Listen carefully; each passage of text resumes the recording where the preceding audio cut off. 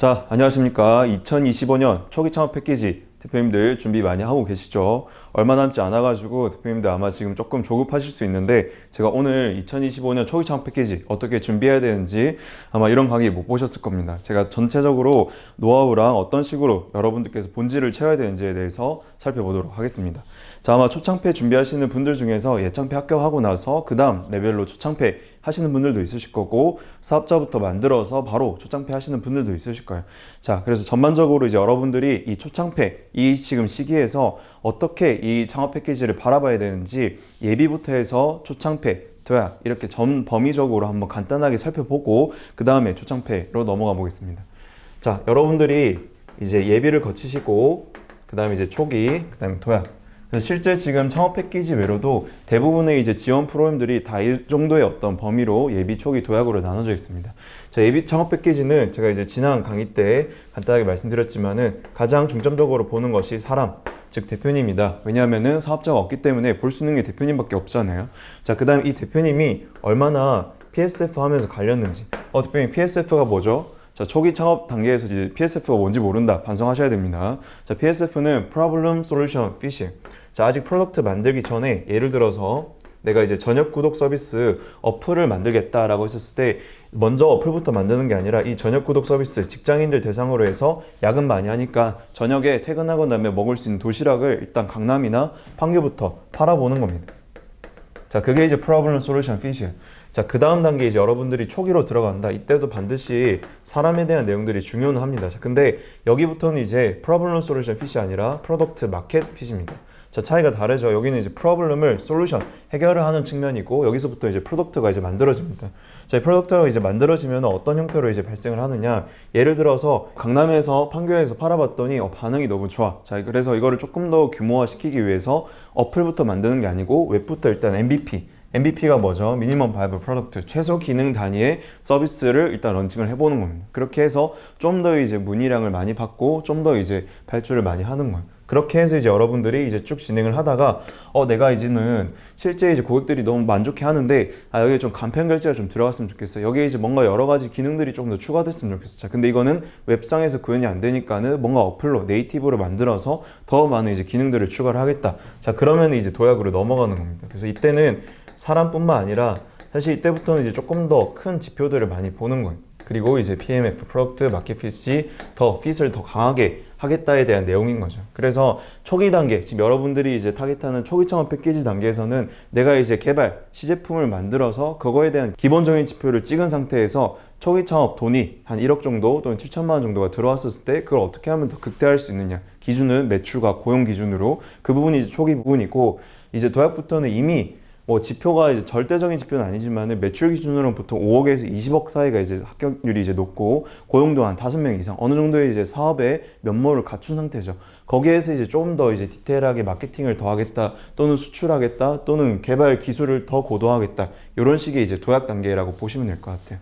자, 그래서 보통 이제 대표님들이 뭔가 지원 사업을 받고 나서 내가 지원 사업 땡기면은 그 돈으로 뭔가를 하겠다. 나의 어떤 노력 전제 없이. 그러면 이제 그 마인드 세팅이면 지금처럼 경쟁률이 높아졌을 때 불합격할 수 있는 확률이 높습니다. 예비를 하더라도 기본적인 PSF를 거치고 나서 이거를 내가 프로덕트화 시키기 위해서 예비를 받는 거고 초기도 마찬가지예요. 내가 어느 정도 지금 제품이 만들어져 있어야 됩니다. 또는 그 시제품에 해당하는 어떤 뭔가의 서비스를 형태를 갖추고 계셔야 돼요. 그 상태에서 이제 여러분들이 더 프로덕트를 고도화하기 위해서 초기 창업 패키지를 받는 것이고 그 다음에 여기서부터는 사업을 더 고도화하기 위해서 도약을 받는다라고 보시면 돼요. 제가 이 전체적인 맥락을 먼저 말씀드리는 이유는 제가 이제 인터뷰를 하거나 문의 상담을 하다 보면은 많은 대표님들이 뭔가 정부 지원에 거의 올인, 의존을 하려고 해요. 그 마인드 세팅은 지금처럼 이제 심층평가, 인터뷰도 들어간 초기 창업 패키지에서는 금방 들통날 수밖에 없습니다. 그래서 여러분들이 동력으로 얼마나 많이 배팅했는지 그걸 기반으로 정부 지원 사업은 얹어지는 어떻게 보면 부수적인 밸류다라고 좀 보시면 될 것 같아요. 그래서 이 마인드 세팅부터 여러분들이 갖추고 나서 자, 이제 본격적으로 초기 창업 패키지에 대해서 제가 강의를 진행을 하도록 하겠습니다. 자, 일단 제가 공고를 쭉 읽지는 않을게요. 자, 제가 대표님들한테 좀 간혹 가다가 공고도 안 읽고 저한테 이제 문의를 남기시는 분들도 있어요. 자, 공고 정말 자세하게 잘 나와 있습니다. 심지어 여러분들이 자주 묻는 질문 답변에 대해서도 Q&A가 잘 되어 있어요. 처음부터 끝까지 한번 여러분들이 프린팅해서 형광펜 칠해가면서 읽어보셔야 돼요. 전혀 어려운 내용들이 많이 없습니다. 다 잘 쉽게 풀어놨고 기본적으로 거기에 대한 주요 체크 포인트 위주로만 제가 강의를 진행을 할게요. 자, 첫 번째, 지원 대상입니다. 자, 지원 대상 3년 미만이죠. 자, 이거 누가 모릅니까? 자, 3년 미만 그 이면에 이제 여러분들은 더 본질적인 거를 더 살펴봐야 돼요. 자, 3년 미만인데 제가 이제 예비 창업 강의 때 기본적으로 벤처기업이라 했었을 때는 벤처기업 형태의 비즈니스 모델, 돈 버는 구조가 있어야 된다라고 얘기를 했었습니다. 이 부분에 대해서 궁금하시면은 예비 창업 패키지 강의도 한번 들어보세요. 자, 근데 초기 창업 단계에서는 한 단계 더 넘어갑니다. 자, 이 비즈니스 모델을 토대로 해서 기술성을 가진 스타트업이야 돼. 자, 제가 대표님들한테 한번 질문해 볼게요. 기술이 뭐죠? 자, 대부분 대표님들이 기술성이 있어야 된다, 기술이 있어야 된다는 내용들에 대해서 알고 있어요. 자, 그래서 기술을 막 넣으려고 AI 넣고, 뭐 자율주행 넣고, 메타버스 넣고, 비대면 블록체인 넣고, 이런 기술 용어들에 집착을 하세요. 자, 근데 기술 이전에 제가 앞에서도 말씀드렸듯이 사실 기술은 도구입니다. 결국 중요한 거는 비즈니스 모델, 비즈니스가 뭐죠? 돈 버는 구조. 이 비즈니스 모델을 더 강화하고 효율을 챙기기 위해서 이 기술 부분이 필요한 거예요. 자, 그러면은 이 중간에 이 두 가지 요소가 더 중요한데 첫 번째가 이제 표준화에 대한 부분이고 두 번째가 이제 조직화입니다. 그러니까 결국 심사학들이 AI 넣었다고 해서 AI 기술력이 있다라고 믿지 않아요. 그 전에 이제 여러분들이 충분히 비즈니스 모델에 대해서 고민을 하고 태핑을 해서 지표를 찍은 상태에서 표준화와 조직화를 했는지가 가장 더 본질적인 내용이고 실제 여러분들의 사업 플랜에 있어서도 이 부분이 구축이 돼야 됩니다. 쉽게 한번 예시를 들어볼게요. 자, 이 회사가 있습니다. 인플루언서랑 같이 해서 브랜드를 만들고 여러 이제 브랜드 제품들을 PB화 시켜가지고 브랜드 컴퍼니 하는 회사가 있다라고 쳐볼게요. 자, 그럼 첫 번째 이제 해야 되는 업무. 사실 기존에는 이제 이 대표님이 뭐 친한 인플루언서 쓰고 뭐 인플루언서 소개받고 해가지고 개인기로 쭉 사업을 하다가 이제 회사의 면모를 갖추면서 이 부분을 이제 프로세스화하게 됩니다. 즉, 표준화는 프로세스와 이 프로세스 부분을 매뉴얼화 시키는 건데 예를 들어서 인플루언서 평가를 하고 이 인플루언서와 이제 같이 뭐 예를 들어서 뷰티 쪽에 강하다, 헤어 쪽에 강하다라고 하면은 거기에 대한 이제 시장 조사 또는 트렌드 조사를 하게 될 거고 아, 봤더니 빈틈이 있어. 이 제품을 개발하면은 충분히 돈 벌 것 같아. 자, 그러면 이제 개발, 생산 들어가고 자, 그다음에 이제 마케팅을 합니다. 자, 이렇게 이제 프로세스가 되어 있고 각각의 작업별로 매뉴얼들이 이제 정리를 했습니다. 자, 이것이 이제 표준화예요. 자, 그다음에 조직화는 뭐냐? 기존에 이제 브랜드가 한두 개, 인플루언서 한두 명 정도 관리를 했었을 때는 대표님 개인기로 할 수 있어요. 자, 근데 회사가 커지면 커질수록 여기에 이제 팀원도 필요하고 규모 경제로 조직도 필요하겠죠. 자, 그러면은 각각의 프로세스와 매뉴얼화된 이 영역에 이제 아레나를 더해서 직원들과 팀장들과 이사, 본부장들을 이제 배치를 하는 겁니다. 아레나리 뭐죠? Role and Responsibility. 그래서 각각의 영역에 표준화된 매뉴얼들을 소화시킬 수 있는 적합자들을 매칭을 하는 겁니다. 자, 그 다음에 이제 기술을 바라보는 거예요. 자, 이렇게 했더니 실제 이제 돈도 벌고 지표도 찍어 나가기 시작했어요. 자, 근데 인플루언서 평가와 시장조사 부분은 충분히 단순 반복 노동이고 지금 나와 있는 여러 가지 이제 AI 프롬프트나 아니면 AI 서비스들을 이용을 했었을 때 자동화할 수 있어요. 여기에 이제 AI가 붙는 겁니다. 이 순서와 맥락 이해가 되시나요? 그러면은 대표님의 자질이 있으신 겁니다. 자, 처음부터 그냥 내가 AI를 개발을 하겠다. AI를 개발하면은 뭔가 돈을 벌 것 같다가 아니라 먼저 이제 돈에 대한 고민부터 충분히 하고 그 돈에 대한 흐름을 표준화하고 조직화를 한 상태에서 기술을 탑재를 해야 돼요. 이해되시죠? 그래서 초기 창업 패키지 때는 내가 지금 이 비즈니스 모델을 표준화하고 조직화했는데 기술을 더 얹고 싶어 했었을 때 이 과정들이 먼저 선행이 돼야 된다라고 보시면 될 것 같아요. 이해가 되셨죠? 그래서 기술이라는 키워드를 쓸 때 대표님들이 어떻게 이제 접근을 해야 되는지에 대해서 설명을 드렸고요. 자, 두 번째 과정에 대한 부분입니다. 자, 예전에는 서류 평가하고 1차로 그 다음에 이제 발표 이렇게 끝났었는데 여기에 지금 하나가 더 들어갔습니다. 심층 인터뷰가 들어갔어요. 자, 심층 인터뷰 들어갔다는 얘기는 뭐냐면은 대표님들의 사업 이해도를 더 평가를 하겠다라는 거예요. 저는 더 좋다고 생각을 합니다. 자, 근데 제가 한번 물어볼게요, 대표님들한테. 자, 제가 방금 말씀드렸던 것처럼 인터뷰, 심층 인터뷰를 하겠다, 또 발표하겠다, 서류하겠다, 거기에 보면은 사업 이해도를 평가를 하겠다라고 이제 얘기를 하는데 사업 이해도가 뭘까요? 그냥 여러분들의 제품과 서비스를 주구장창 1시간, 2시간 떠들 수 있으면 그게 사업 이해도가 있는 걸까요? 자, 그거는 그냥 제품 설명하는 제품 소개라고 보시면 돼요. 사업이 뭐죠? 방금 제가 비즈니스 모델 하면서도 얘기 드렸지만은 돈을 잘 버는 거예요. 자, 돈을 잘 벌기 위해서 여러분들이 구축을 해야 되는 가장 중요한 4가지 본질적인 요소들이 있습니다. 제가 늘 강의 때 강조를 드리는 요소들이, 자, USP, STP, Free Cash Flow, KSF. 자, 이 용어들에 대해서 처음 들어봤다, 마찬가지로 반성하셔야 됩니다. 여러분들 공부 열심히 하셔야 돼요. 공부를 열심히 해야 되는 이유는 이 본질이 명확하게 기준이 설정이 되어 있어야지 여러분들이 시간과 돈을 버리지 않은, 그럼 그 버리지 않은 잉여 레버리지를 토대로 해서 여러분들이 더 선하고 멋진 결과물에 집중할 수가 있는 거죠. 다시 돌아와서 USP, Unique Selling Point입니다. 경쟁사 대비 우위점인데, 자, 경쟁사 대비 우위점을 파악하기 위해서 우선은 시장 기회를 분석을 해야 됩니다. 자, 시장 기회가 뭐죠? 자, 시장 기회는 크게 2가지 요소로 결합이 될 수 있습니다. 규모가 커야 되고, 거기에 지금 경쟁사들이 오히려 있는데 빈틈이 있어야 됩니다. 간혹 가다가 대표님들 중에 저는 경쟁사가 없어요, 자살입니다. 경쟁사가 없다는 얘기는 사실 1차원적으로 심사역들이 느끼는 거는 시장에 매력도가 없다라고 느끼는 거예요. 시장에 매력도가 있으면 당연히 거기에 이제 돈을 벌려고 하는 플레이어들이 있을 수밖에 없겠죠. 직접적으로 저희 서비스랑 똑같은 서비스가 없을지라도 간접 또는 대체제들은 분명히 있을 겁니다. 그래야지 시장에 매력도가 있는 거예요. 그리고 규모도 커야 되겠죠. 자, 그래서 이 부분이 PSST 초기 창업 패키지 사업계획서의 1번에 들어가는 문제인식 부분입니다. 대부분 대표님들이 문제라고 하니까는 그냥 프로블럼에 집중한 나머지 그냥 뭔가 되게 심각하고 불편한 거, 그런 거 뉴스 기사 크롭 해가지고 그냥 그것만 엄청 확대 해석해가지고 넣어놔요. 심색들은 금방 다 압니다.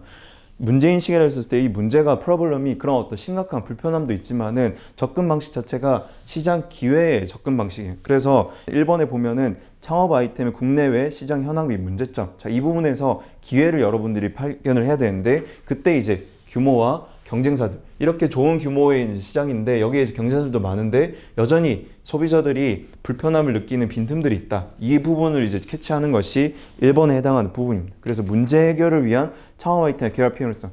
문제 해결이 여러분들이 지금 타깃하는 10조, 뭐 몇십 조 이상의 시장을 해결하겠다. 그건 스타트업이 할 수 있는 일이 아니잖아요. 근데 경쟁사들이 놓치고 있는 부분을 내가 캐치해서 그거를 해결하겠다. 그건 여러분들이 할 수 있는 영역입니다. 자, 2번째 STP, 세그멘테이션 타겟 포지셔닝, 고객 세분화 포지셔닝입니다. 자, 그래서 여러분들이 여기서 경쟁사 빈틈을 찾았다는 게 무슨 말이에요? 고객이 지금 여전히 해소되고 있지 않은 그 페인을 발견을 했다는 겁니다. 그걸 이제 그대로 끌고 와서 이제 여러분들이 타겟을 하는 거예요. 자, 그래서 내가 그냥 제품을 만들어서 이 제품이 어떻고 저런 기능이 있고 저런 거 있고 그거를 사업계획서에 넣으라는 게 아니라 이런 빈틈이 있는 시장에 고객의 심리를 파악을 해서 내가 프로덕트를 만들었어.